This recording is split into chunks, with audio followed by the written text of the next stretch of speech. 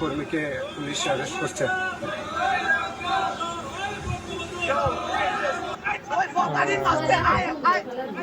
ভাই আমারে কিছু কোয়েন না, আখতারে দেন, এমনটা বলতে বলতেই হঠাৎ এনসিপির সদস্য সচিব আখতার হোসেনকে লক্ষ্য করে ডিম নিক্ষেপ করেন এক আওয়ামী লীগ নেতা।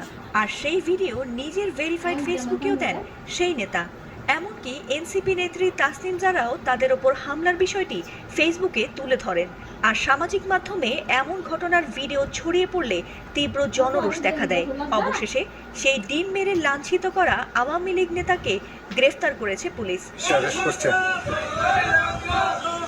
জানা গেছে সেই যুবলীগ নেতার নাম মিজানুর রহমান, যাকে ঘটনার 5 ঘন্টার মধ্যে পুলিশ অভিযান চালিয়ে গ্রেফতার করেছে। সোমবার রাতে জ্যাকসন হাইটসের নবান্ন রেস্টুরেন্টের সামনে থেকে